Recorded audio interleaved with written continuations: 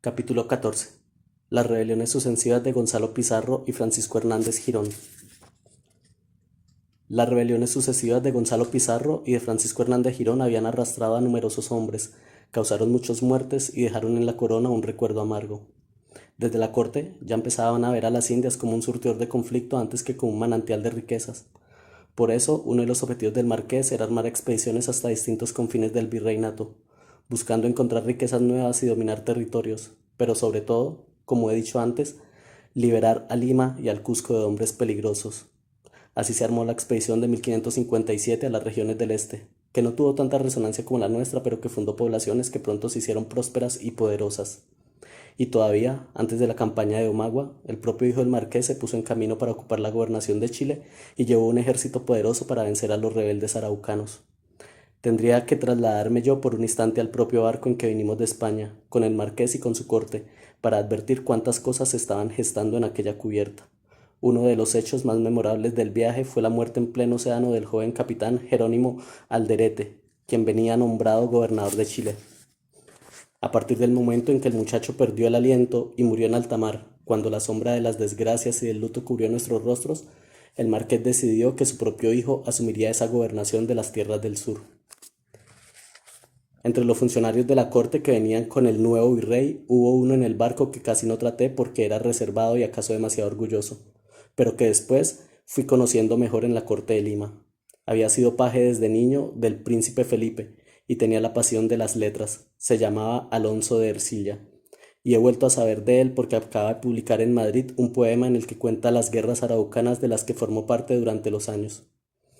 Participó en las avanzadas contra los indios indomables, y no solo conoció a esos personajes que se han vuelto leyenda, Caupolicán y Lautaro, grandes y valerosos jefes nativos que fueron vencidos por nuestras tropas, sino que los convirtió en los héroes de su epopeya. Si Castellanos después ha tomado la decisión de cantar en decasílabos y en octavos reales los viajes de Colón, las campañas del Caribe, el avance de Garay sobre Jamaica, la conquista de Boriquén por Ponce de León, la conquista de Venezuela por los alemanes y el viaje de Hortal y Cedeño por las misteriosas aguas que se vierten en el Golfo de Trinidad, las guerras del Sinú, la campaña de Robledo por el Cañón del Cauca, el viaje de Jiménez de Quesada con sus hombres por el río de Caimanes, las fechorías de Lugo, los viajes de Andagoya por el mar de Pizarro, los avances de Belalcázar y Federman, los ataques de los piratas franceses y hasta nuestra aventura bajo el mando de Orellana por el río de las Amazonas, es porque habiendo conocido el poema de Ercilla, se dijo que todos estos hechos merecen perdurar no solo en las crónicas, sino en la música de la lengua. De los cantos que ha compuesto Castellanos, ninguno me conmueve tanto como el que escribió para relatar el viaje de Ursúa y el destino de los pobres amantes de la selva abandonados por la providencia y rodeados de repente por la insubordinación y la locura. Tal vez incluya más tarde en este relato algunas de esas estrofas, pero quiero contar primero cómo se fue organizando la campaña y las dificultades para conseguir los recursos, que no fueron nada, si bien lo vemos, comparadas con las dificultades que vinieron después. Si de fondos escasos se quejaban hasta el propio rey Felipe y su corte insaciable, que no podían decir los aventureros de estas campañas confusas de ultramar. Ursúa andaba por antros y mercados. Ya en la campaña de Panamá se había adiestrado en el andar con maleantes y revoltosos. No serían los soldados más dóciles, pero eran resistentes, duros para el trabajo, brutales con el enemigo, hechos a la intemperie y al pan duro. Se decía que los amantes de la comodidad no son buenos aventureros ni saben resolver los problemas graves de la lucha con el mundo. Mejor andar con diablos fuertes que con príncipes delicados. A mí me asombraba oírlo decir estas cosas, porque el único que tenía aspecto de príncipe en aquellos tropeles era él mismo, el único que daba la impresión de ser un refinado y frágil, pero era su aspecto lo engañoso y su figura de galán, siempre jovial, ayudaba a concebir la campaña como una marcha alegre, llena de astucias reconfortantes y satisfactorias recompensas. Yo lo sabía bien. A la hora de la lluvia negra y de la sangre a chorros, nadie era más resistente ni más rudo, más salvaje en el combate ni más brutal en la venganza. Muchos días estuve entrevistando y enganchando hombres. Desde las discordias de Pizarro y Almagro hasta la pacificación de la Gasca, iba quedando por ahí sin gloria y sin recompensa la carne residual de los ejércitos.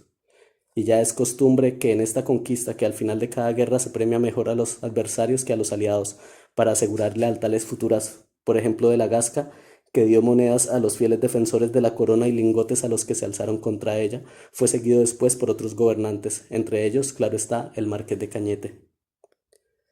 Hombres que escapaban de las cárceles en España encontraban el modo de infiltrarse en los barcos y venían a buscar la gloria a cuchilladas. Uno de los viejos consejeros del virrey dijo un día, sin duda exasperado por las revueltas, que a las Indias llegaban cuatro clases de hombres.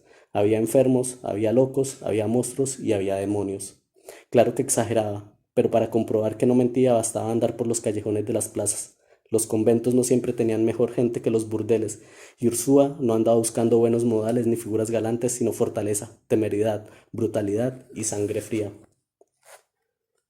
Yo no acababa de entender a qué horas mi vida había pasado del estudio de Oviedo en La Española, de los gabinetes del cardenal Bembo en Roma, de los diálogos de Teofrastus en las posadas de los Alpes y de mi oficio de amanuense en los salones de España entre cronistas, letrados escribanos, para caer otra vez en el tumulto de los desesperados. Siento que a ciegas me llamaba el destino, borrando los caminos laterales, y tuve que seguir hasta el final. No hallaban la manera de dar la vuelta atrás, de volver a la casa del virrey y pedirle que me permitiera continuar a su lado en los oficios del gobierno o que me ayudara a regresar a las escribanías de la corte. Seguí creyendo que Ursúa me necesitaba, que mi experiencia tal vez le serviría. Cerré los ojos a la evidencia de que Ursúa, todavía gallardo y locuaz, se estaba convirtiendo en el jefe de una tropa de rufianes, justo cuando por primera vez tenía el camino libre para seguir el rastro del oro desde ese sueño que ha ido creciendo en él hasta alcanzar dimensiones mitológicas. Volvimos a los pueblos del litoral, desde Piura y Paita hasta las playas de Huanchaco, y Ursúa revisó su lista de encomendederos a los que tenía que visitar, ahora de un modo definitivo en la región de Trujillo.